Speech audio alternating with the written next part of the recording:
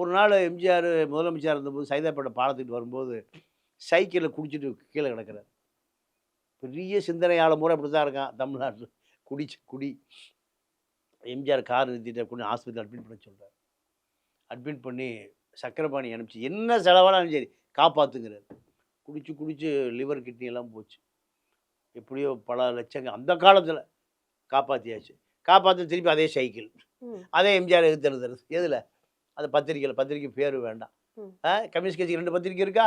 அன்னைக்கு வந்து ஜனசக்தி, தீக்கதிர் தொடர்ந்து அதில் அந்த பத்திரிகையில் தொடர்ந்து ஏதோ ஒரு பத்திரிகை அந்த பத்திரிகை சொல்லக்கூடாதுங்கிறக்கா நான் சொல்கிறேன். சரி. அப்போது தொடர்ந்து எழுதுறது. எம்ஜிஆர் சேர்த்து தொலைஞ்சு போன்னு விட்டுட்டார். அது வரைக்கும் அரக்கை சட்டம் போட முழுக்கை சட்டம் போட ஆரம்பிச்சிட்டார். யார்? கார்கி. அப்புறம் மீண்டும் ஒரு வருஷம் 2 வருஷத்தில் இறந்துட்டார். இறந்த பிறகு அந்த கையில் பச்சை ஊற்றி இருந்தாராம். இந்த உயிர் எம்ஜிஆர் கொடுத்த உயிர். எழுதுறது எம்ஜிஆருடைய அரசை கடுமையாக விமர்சனம் பண்ணி எழுதுறது. எம்ஜிஆர்கிட்ட போய் சரண்டர் ஆயிருந்தா ஒரு பெரிய பங்களா கிடைச்சிருக்கும், பெரிய பண்ணை வீடு கிடைச்சிருக்கும், பல லட்சம் அந்த காலத்திலே கிடைச்சிருக்கும். நமது எம்ஜிஆர் பத்திரிகை எடிட்டரே ஆயிருக்கலாம்.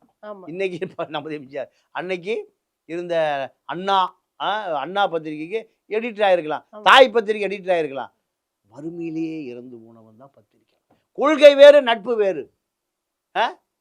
இப்படி இருந்த பத்திரிகையாளர் மத்தியில் இந்த சவுக்கும் வர்றாரு. சவுக்கு வந்து நீங்கள் திமுக ஃபைல்ஸ் 1 ஃபைல்ஸ் 2